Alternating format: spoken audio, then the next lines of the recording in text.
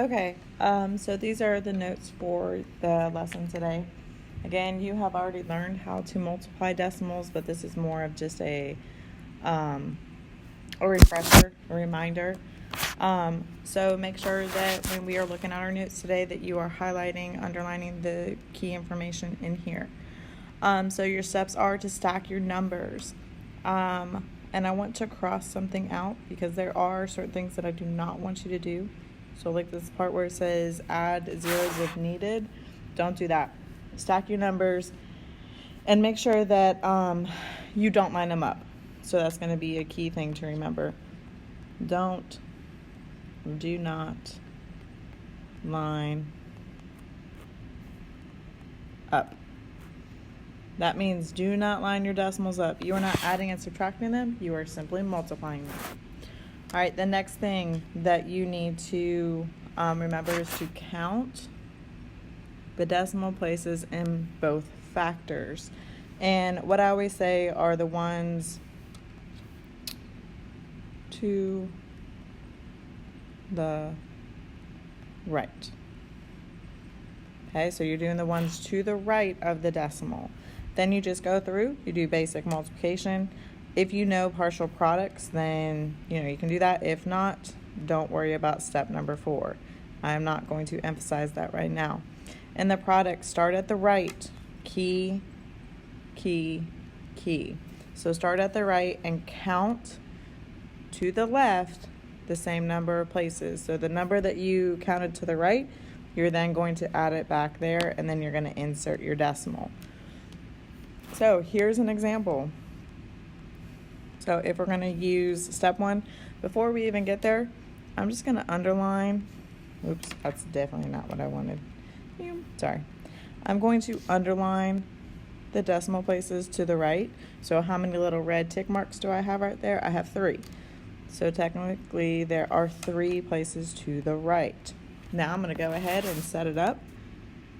And it's 2 and 74/100 times 3 and 9/10. And I do apologize, it's a little bit sloppy, but did I line up my decimals? No, I did not. And then you just go through and you multiply just like normal. So 4 times 9 is 36. 7 times 9 is, what is that? 63. 63 plus 3 is 66. And then 9 times 2 is 18, plus 6 is 24. So I have used this one. I'm going to cross it out. I'm going to add my 0. Then I'm going to go and I'm going to multiply the 3. 3 times 4 is going to be 12. I'll go ahead and cross these two numbers out so I don't get confused. Carry my 1. 3 times 7 is 21, plus 1 is 22. And 3 times 2 is 6, plus 2 is 8. So then I'm going to go and I'm going to add all these up. I'm going to use a different number because I'm getting down here. So 6 plus 0 is going to be 6. Can't really see that, sorry.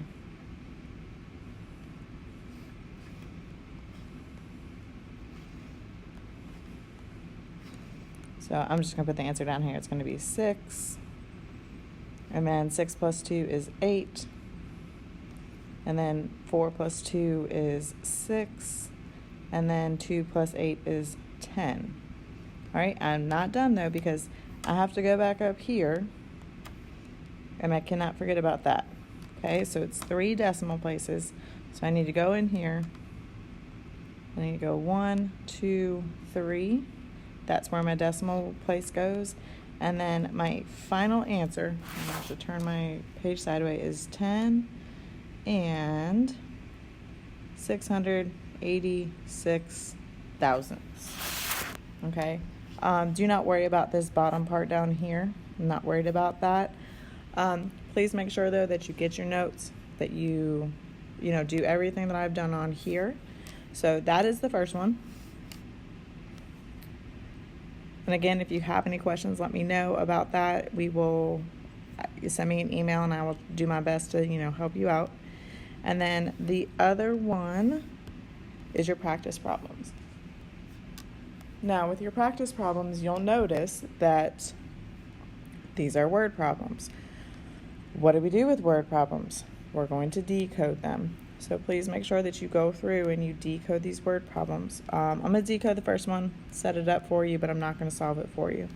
It says 2 teams of factory workers help build a sewing machine. The first team takes 145 and 9,300 hours to build one sewing machine. The second team takes 1 and 3,700 times as long to complete the same job.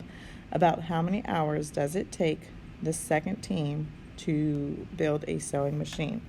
So if we are highlighting, we have 2 teams. The first team takes 145 and 9,300 hours. The second team takes 1 and 3,700 times as long to complete the same job. Your question that is being asked is about how many hours does it take the second team to build the sewing machine. So you've decoded. Hopefully you've realized that you are going to be multiplying. So you're going to do 145. 145 and 9,300 times 1 and 3,700, and then you're going to do your multiplication there, and then you're going to circle your answer. You're going to do the same exact thing for the other 2 word problems. Make sure you decode, make sure you show all your work, and then you're turning this in. This is your practice problems. Once you are done with this, you need to make sure that you use your time extremely wisely.